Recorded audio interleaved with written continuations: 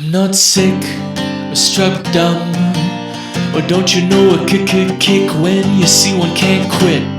We're not done, we're gonna kick till the next one. Hello, fine people, and welcome to The Kick. I am your host, Chance Solom Pfeiffer, on this genre-obsessed movie podcast. We are in the thick of our second kick, covering all sports romance movies leading up to the release of Challengers at the end of April. And today, my friends, we have left the lower 48 for a sports romance about how surfing competitively and hooking up freely struggle to coexist. That's right, we're discussing the 21st century's preeminent surfing film, Blue Crush. Here to attest to the movie's sisterhood bona fides and romantic alternate realities is a writer at Vogue, covering all things pop culture. She's an expert rom-com recapper and thought-haver. Her debut memoir, More Please, comes out on July 9 from HarperCollins. Joining us to talk Blue Crush, it's Emma Specter. Emma, hello. Hi, thank you so much for having me. I'm jazzed you're here. Me too. I think you've managed to write about Blue Crush like twice for Vogue, because it also popped up in a recent, Super Bowl counter-programming thing you did? Oh yeah, I'm shocked it's only twice, honestly. I just look for ways to insert it into conversation. And that extends to work too. So Yeah, yeah. how does that work out? Just bringing it up in conversation on a daily or weekly basis? Good if I'm only talking to other people who are into like girl sleepover movies from the aughts, which I often am, Yeah. you know. I would say there are times where I assume everyone is as rom-com literate as I am and bring up a plot point in like a pitch meeting. And some people absolutely get it. And then there are people who are like, what are you talking about? And I'm like, well, I'm the opposite of a film bro, I guess. In one of those pieces, you alluded to a kind of movie night that you would have in your early 20s, which I believe you called Women in Sports Empowerment Night. And I'm led to believe that Blue Crush would be the ideal programming for that kind of movie hangout. Can you tell us a little bit why? Absolutely. So when I first moved to LA in my early 20s, I didn't have a car or a lot of friends or know anyone, or any of the things that one does with their time were sort of off limits. So one of my roommates and I, my friend Lillian, who was not technically my roommate, this is not interesting. A friend and I, my friend Lillian and I would just kind of smoke weed at home and watch. But we needed sort of a grouping system to um make just a night of TV feel exciting. So one category that we hit on that we really liked was women's sports empowerment movies that, like, I'm thinking Blue Crush is probably the prototypical one, but also Stick It, arguably Gotta Kick It Up, Bring It On, Cheer, absolutely a sport. Mm-hmm. What are other good ones? Does Bend It Like Beckham make that list? Bend It Like Beckham. Oh my God, I talk about Bend It Like Beckham in my book in a way that probably is like, why did you talk about this in your memoir? But Bend It Like Beckham fighting with Blue Crush for the top title. Cool. Yeah. And we would just kind of watch. I mean, neither of us, I shouldn't speak for Lillian. I am not sporty, and I was not sporty growing up. So I think there's a level of like exciting inaccessibility to me in these movies. But yeah, they really passed the time when we were 22. That's And rad. continue to. Yeah.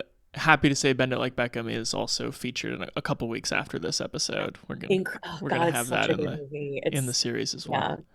I want to bring people up to speed a little bit if they have never seen Blue Crush or maybe have not seen it since the early mid-aughts. And Emma, of course, feel free to jump in if anything in this synopsis is lacking or off. But let's go for it here.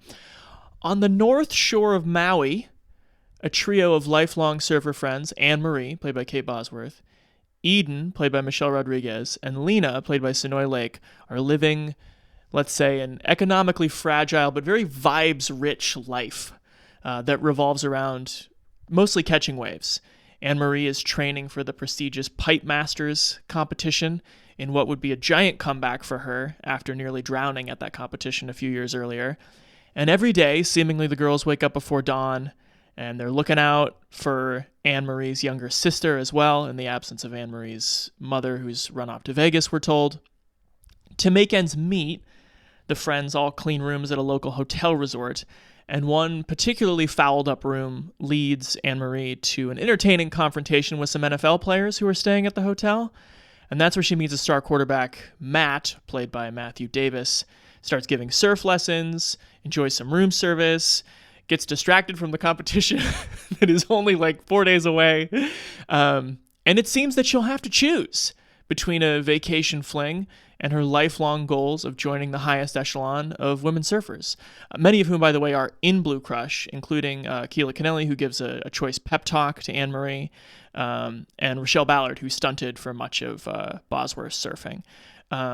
So the question becomes, can ambition and romance share one heart, or will they be knocked against a spiny coral reef for all of eternity?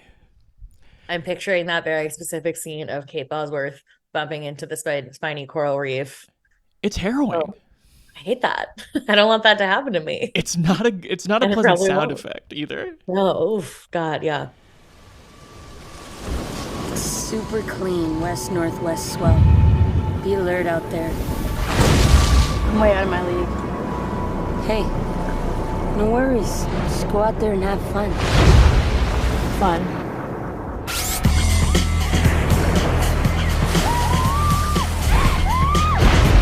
If you just would have committed, you could have made that wave. It's a challenge few will ever take. These waves are for the big boys. What, you think you can surf it for real? I dated Juju. I guess I can do anything. Whoa. It's a feeling that separates you from the rest. You were totally flirting with him. Shut up. But if you want to feel the rush, You don't live here, you don't surf here. Don't touch her. you have to take the risk. You got crushed. It happens. I nearly drowned. You're not a quitter. You're just scared. It's so crazy out there. I just don't want to lose you. You've worked very hard to get to where you are. Some guy thinks you look hot and you forget all about that. Tell me what to do, please. Just be the girl who'd never ask a guy what to do.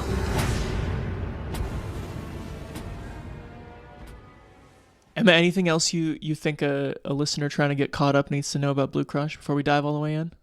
I mean, I will go into this if you'll be so good as to allow me to go into this. Go for it. I find it to be a very gay movie for a movie that is, on its surface about Kate Bosworth, like meeting an NFL guy. Yeah. And we can get into how and why, but I think that synopsis was marvelous. And yeah, I forget if you said this, but it's based on what is the story? It's based on a story by Susan Orlean in Outdoors magazine, maybe? Yes, I think it's called The Surf Girls of Maui. Yep.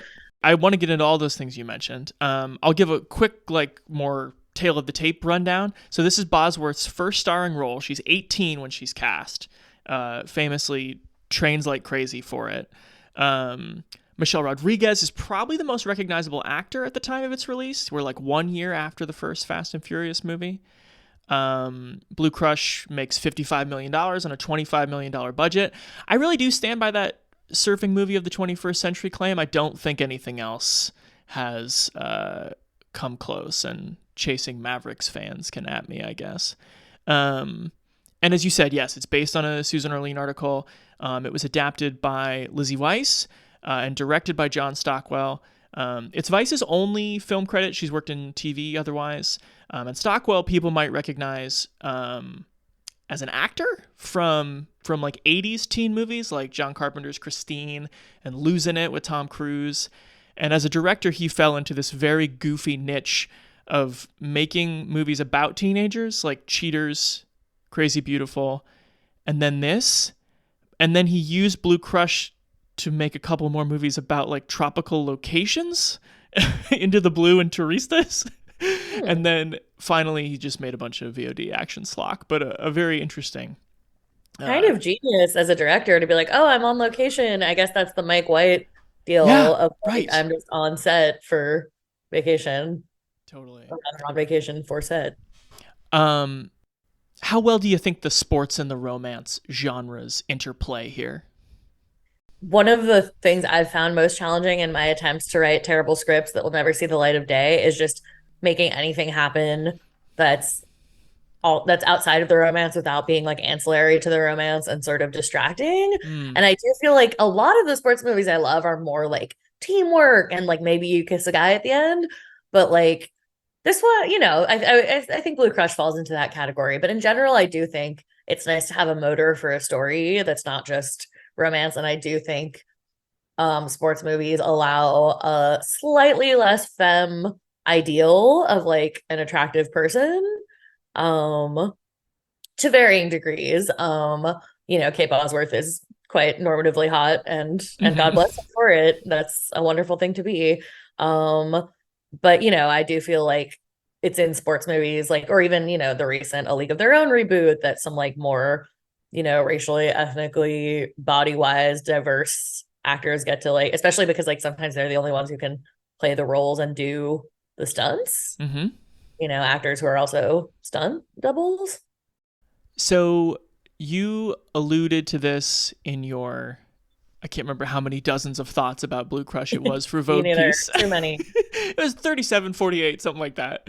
And here now, I think there isn't an obvious version of this movie where the central relationship romantically is between Anne-Marie Bosworth and Eden Michelle Rodriguez, and possibly the NFL guy at the hotel thing could be excised altogether. Can you give us your take on why those dynamics are there and why that might make for a better movie? I mean, I feel like it's so rare that screenwriters and directors are actually able to set up a sort of living situation or friend group or whatever that actually feels like cozy and intimate, and you're like, oh, I want to be part of that. And that's what Anne-Marie has with her friends, or appears to have with her friends. Even though, as you mentioned, they're pretty broke, like they're hustling, it's not like Instagram beach vibes that we might now associate it with. But so it's hard not to, especially as a super gay viewer, it's hard not to experience the romantic aspect of the film in the same kind of intrusion way that Eden does. Yeah. Of like, what the fuck? They have this perfect little girl ecosystem. But I will say, I love the like kind of, I think one of my favorite movie scenes that I've been waiting for someone to have me on a podcast to talk about is when Matt, I forget the name of the NFL player. I think Matt. Right.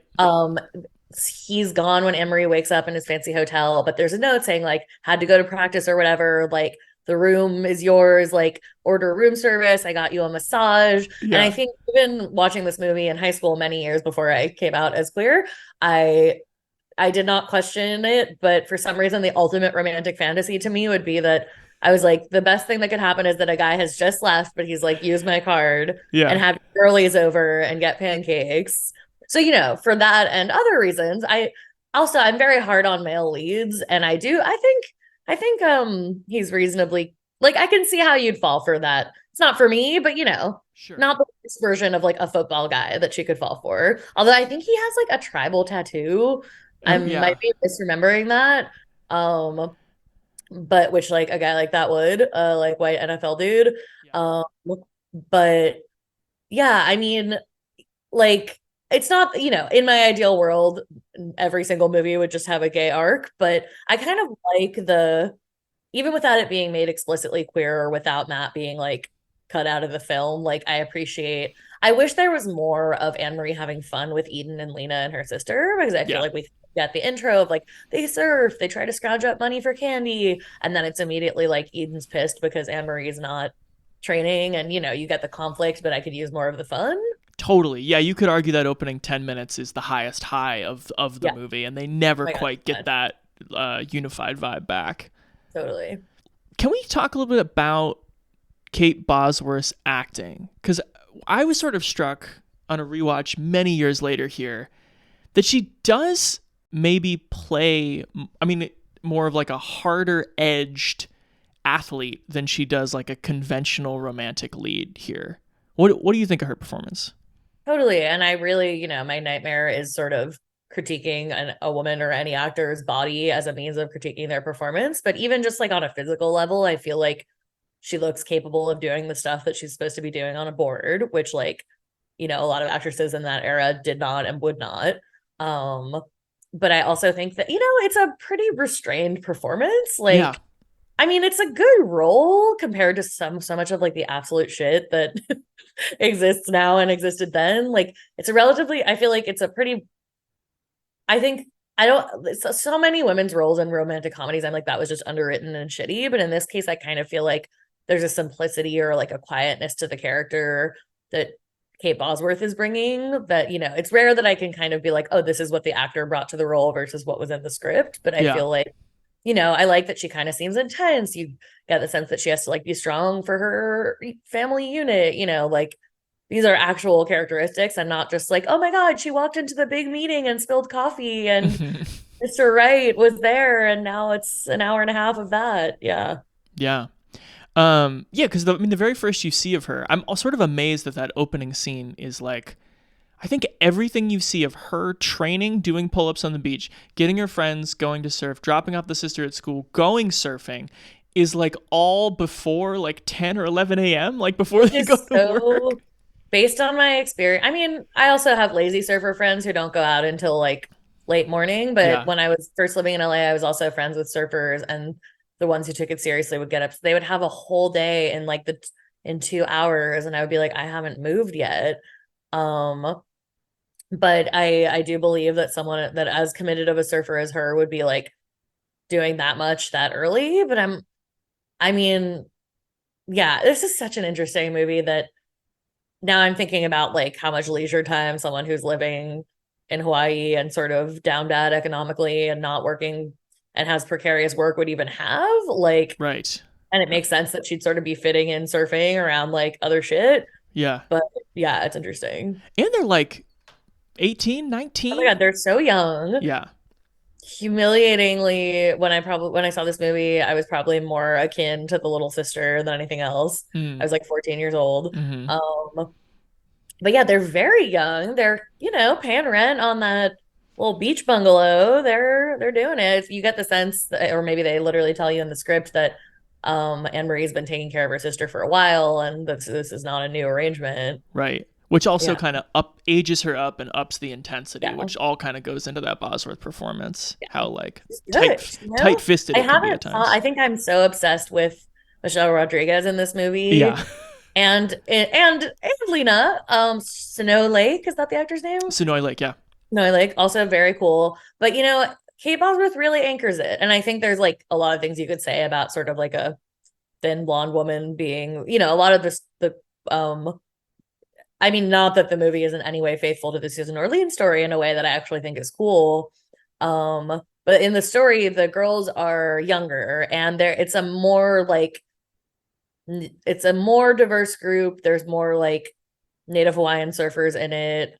I don't know how much the movie really touches like Native and Indigenous Hawaii. I mean, they do sort of, there's that whole fight where they kind of are like, you shouldn't be here, you're on our land. But yeah, I think it's done as responsibly as you might expect a rom-com to treat like land back discourse in the Right. aughts. Anyway, sorry, this is a whole ass tangent. But I just really do think that there's so many like landmines in this movie, and I do think Kate Bosworth's performance skirts them. Yeah. You know? Let's talk about that Susan Orlean piece a little bit more if we can, because I read it this week, and as I am with like most of her profiles about like a specific subculture in a specific place, I found it to be like really embedded and well written and detail rich. What do you, in terms of this movie as an active adaptation, what do you like that it brings? Do you think that it leaves important things on the table? What's your feeling?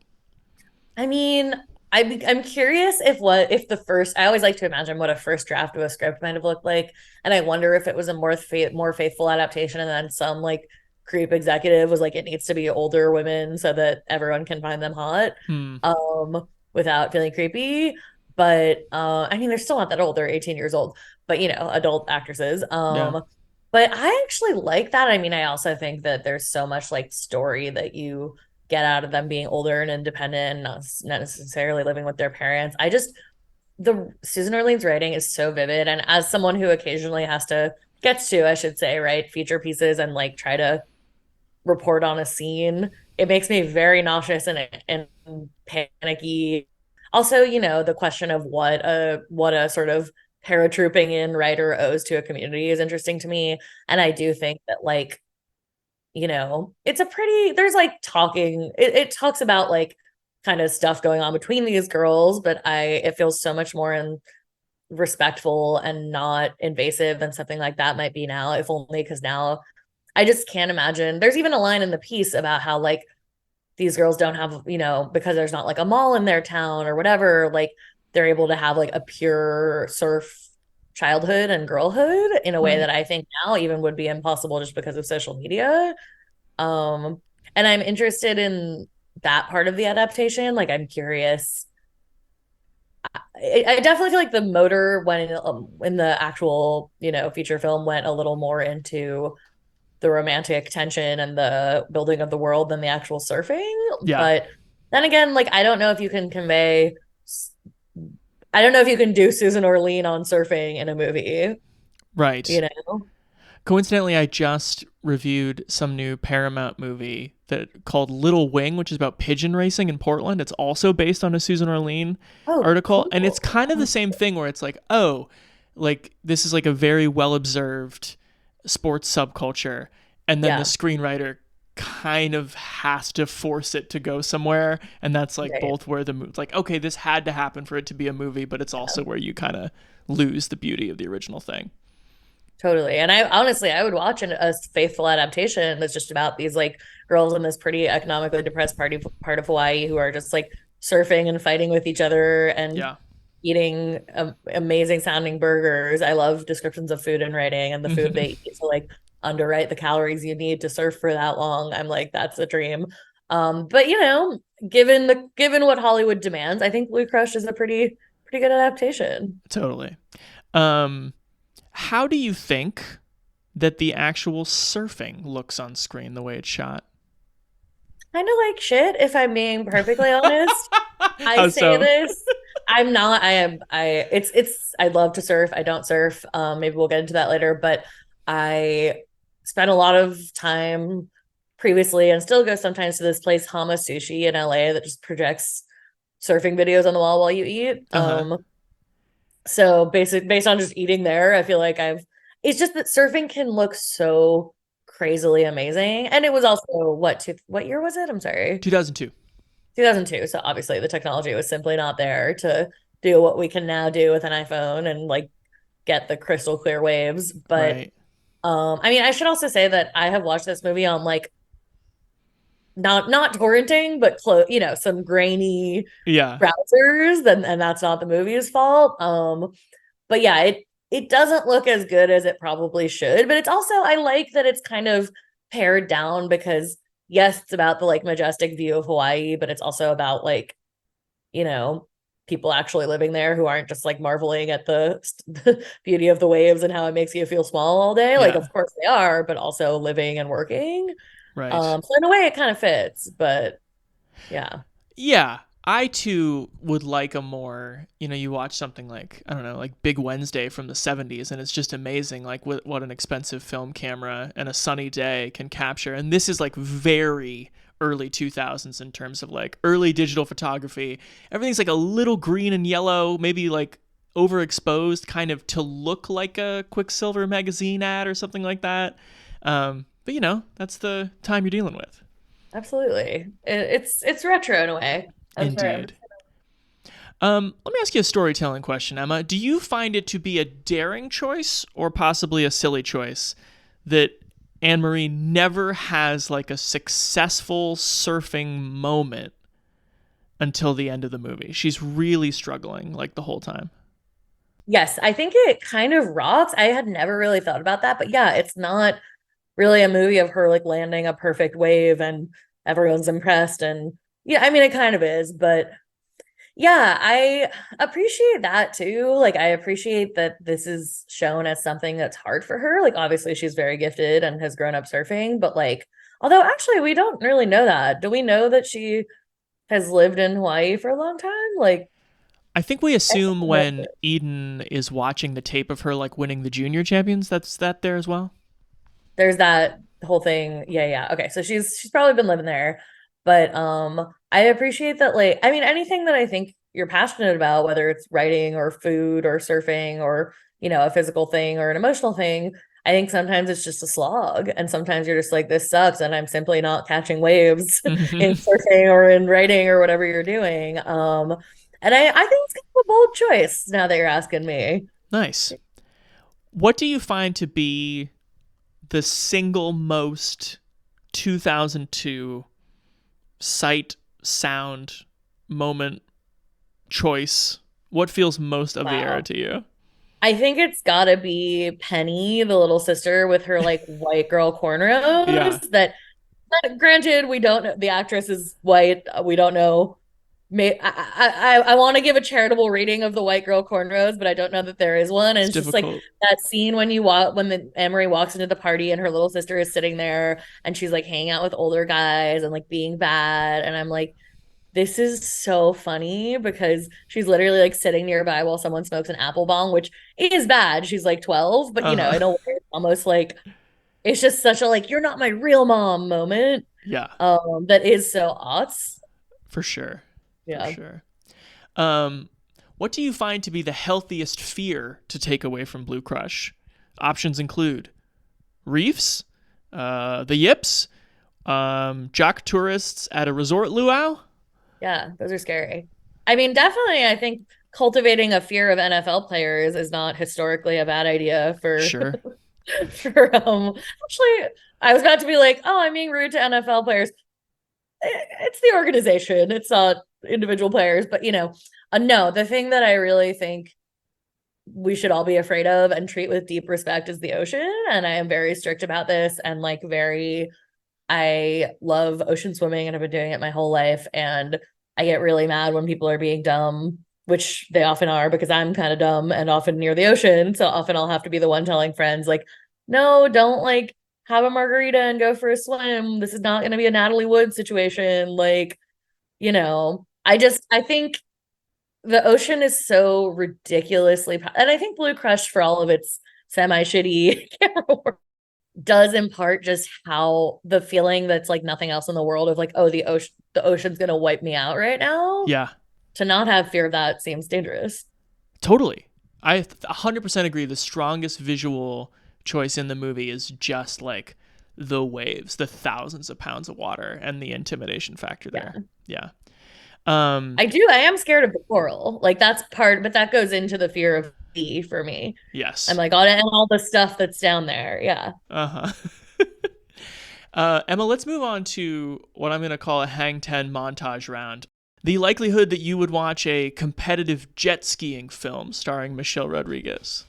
Yes, I would watch that. Even before you said Michelle Rodriguez, my friend Natalie's dream has always been to rent jet skis and go around the Statue of Liberty. And I Oh, want to eventually pull that off for her, even though it's insane. So I'm like, maybe I should just be watching, maybe I should be learning the art of the jet ski, but I would watch Michelle Rodriguez do anything. So yes. she had some great quote in this movie that was like, I don't know about surfing. Just give me something with an engine and I'm cool. Yeah.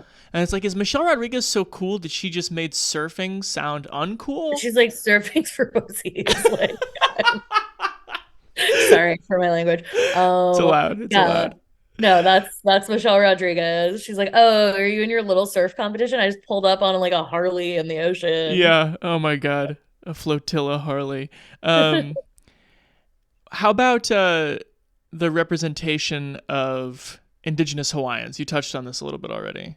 Yeah, I mean, I think like it's not that a movie like this would do better to sort of deliver like a 10-minute no context monologue. And I do feel that Hollywood's choices are to sort of cast some ethnically ambiguous actors and call it a day Yeah. or deliver a long speech that is insane. Like it's not that I think that 2003 era Hollywood would have pulled this off with nuance. It's a conversation that's like, you know, many of us are learning about now, but I think the sort of like, you know, people who live there versus people who are coming in to party tension is interestingly explored. I don't know. It feels more just like, it feels like a lot of things. It feels like territory and race and identity stuff and masculinity stuff, as well as just like, we're from here, you're not. I mean, I think, you know, it's similar to like Orange is the New Black, kind of telling the stories of a lot of different kinds of people, but ultimately being anchored by like a skinny blonde woman. You know, it is what it is, and you do the things you do to get your movie made. But yeah, I mean, a writer that I am learning so much from about what it means to be indigenous Hawaiian is Kira Madden, who I think has like Chinese, Hawaiian, Jewish ancestry and has sort of written really interestingly about what it means to go back to Hawaii as an adult and to never have lived there and to sort of be apart from this land. And I mean, I feel like the White Lotus, in many ways, Blue Crush invented the White Lotus, because I think all those questions of like, what does it mean to have a fantasy versus live in a place that's other people's fantasy? You know, those questions were definitely prefigured in this movie, if you will. Yeah, and I'm a local. He's not. What's up, Holly boy? Back off. We grew here, guys? you flew here. It's not his fault. I'm sorry Yeah, for what are you bringing doing him on here. our beach, Holly boy? You don't live here? You don't serve Dude, we'll here. be out of here in like 5 This seconds. is a local spot. Hey, this place. Representation of being a devoted uncle. This is Oh God, yeah. Creeps me out a little. it's a I little don't know. strange. I'm very close with like I'm close with my family and I love my uncles very much, but I can't and maybe he's like helping raise her and it's sweet, but I'm like I can't think of when I was like, oh, I'm sick, I gotta call my uncle. Yeah. Like Who's on vacation. who's on vacation and it's nighttime. Yeah. He'll be like, thank you for checking in. I love you so much. Like, Yeah. so such that someone else in the room would be like, It's not the uncle niece relationship that I have with my uncles, but you know, I guess God bless. here you go. Yeah. How about the movie? Now, this could just be a product of like whenever there is a nostalgia for a 20 to 25-year-old movie, people are like, when are you going to make a sequel? What do you think is the actual sequel readiness of Blue Crush? Okay.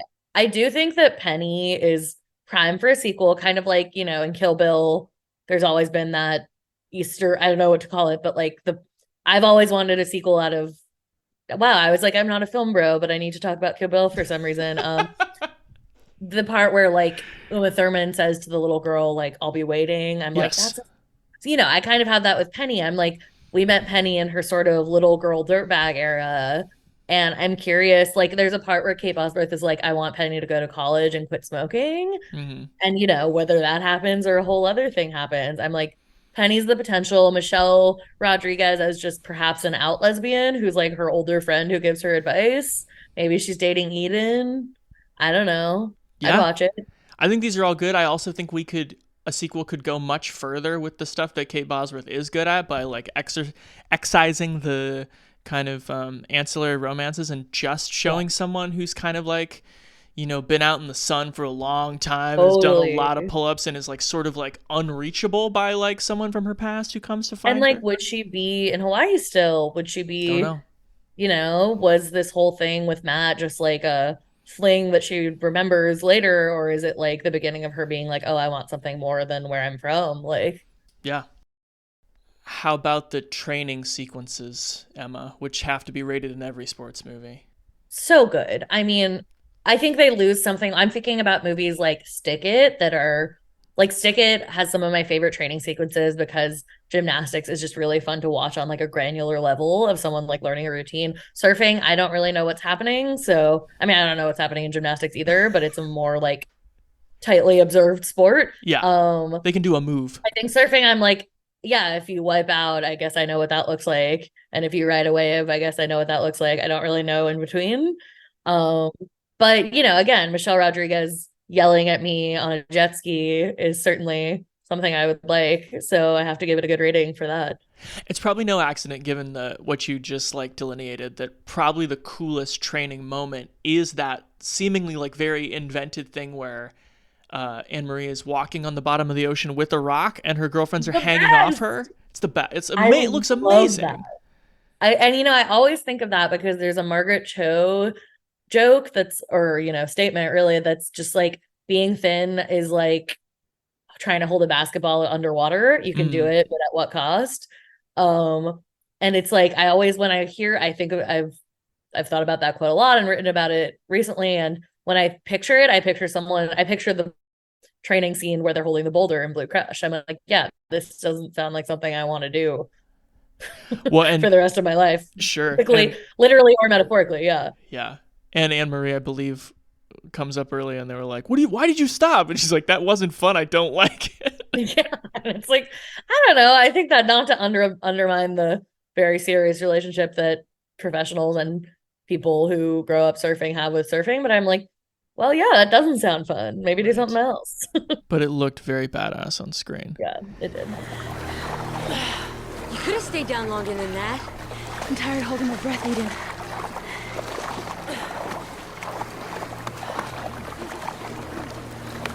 God, she just loves pissing me off. Look at her. She's not even out here to get waves. She just wants to get attention. What does she see in those guys anyway? They're such burnouts. Same thing you did. What? Hot body and a nice cutback. She's great. She's got a bad attitude. It's not who she is. Go with me here. This movie has like a kind of classic cliche, and it's that frantic moment at the end of the movie where the protagonist gets back to dry land from doing something big and important. And it's like this crazy, sweaty screenwriting moment where every character has to crowd around them and resolve all the things that we have just seen. Yeah. How do you feel like this movie stacks up in the pantheon of that closing moment? I mean, I'm so much more of a fan of like she didn't lose, but she didn't win, but she still might get an endorsement deal than like she won. And, everybody, I think we all mistrust fully happy endings at this point. So I do like that. And I like the kind of like, oh, there's a rumble of interest. Who knows what'll come to pass? But, people are like noticing her, which is cool. I feel like if I was her friends, I would still be pissed at her. Yeah. I mean, I also think that like Michelle Rodriguez needs to get a life and a girlfriend. In general, when she's just like haranguing her, it's like, you surf if you want it so badly, which I believe Anne-Marie says to her. But yeah, I mean, I think stuff like that obviously isn't going to be tidily resolved, but except when it is at the end of a rom-com. True. Yeah. Okay. Penultimate segment here. This is called Truth or Trivia, Emma. You can pick to do trivia about the movie, or you can try to answer a question truthfully. What do you want to do? Ooh, I think I want to answer a question truthfully because I'm quite bad at trivia, as I learned at a trivia night recently. That is okay. You have written about and talked about some of the strength and peace that you found from swimming and swimming in the ocean. Is surfing something you would like to try? Oh, I would love to surf. And for many years, that was just like a pipe dream that I was like, I don't know, when I get a personality transplant, I'll do surfing. And now I've started doing Pilates, and I'm trying to come up with like fitness goals that are not related to weight or, weight loss or just things that my body can do outside of that context. And it's a very modest goal. I've done like 1 month of Pilates, but I would like to get my core in a place where I could do that whole popping up thing, which seems like a big surfing. I am very scared of the ocean, like this might be something I do in my 50s. I hope I have like a hot, blessed, wealthy 50s that I'm just like trying surfing. But so like it's not a tomorrow plan, but I would really like to try someday. That's great. Yeah. So the conclusion of this podcast series is the movie Challengers. Do you have any thoughts on that movie? Have you seen the trailer? Are you anticipating it all? Only for that. Is this the one where she's like, I'm taking such good care of my little white boys? Uh-huh. Okay. I know that scene, and I know there's some cool tennis outfits, and that's literally all I got. But the idea that she might be disciplinarian coach mother appeals to you slightly. Disciplinarian coach mother is a big deal to me. I'll just bring up Michelle Rodriguez again. Yeah. And it's crazy because the only reason I like, I'm working with a personal trainer with some friends once a week, and the only reason I do it or like her is because I'm like, I don't want to do this. She's like, okay, cool, don't do this other thing, or just, do child's pose. Like, I would do horribly having someone like micromanage me, but I love it in film. Totally. It's a great character archetype. Well, good. That you're the first person to answer the question that way, so I appreciate it. Okay. Emma, anything you wanna plug or direct people to before we get out of here? What do I want to direct people to? I would love to plug. I am doing a conversation with the amazing writer Grace Byron at Books for Magic on July 17th. Cool. And for the release of your book? Oh, I'm here. Yes, for my book. For my debut memoir, which talks about some women's sports movies. Awesome. Well, it was so much fun talking to you. Thank you for your expertise and enthusiasm about this movie. Oh my God, I love this movie so much. I could talk more about it. It's embarrassing, but thank you so much, Chance. This was so much fun.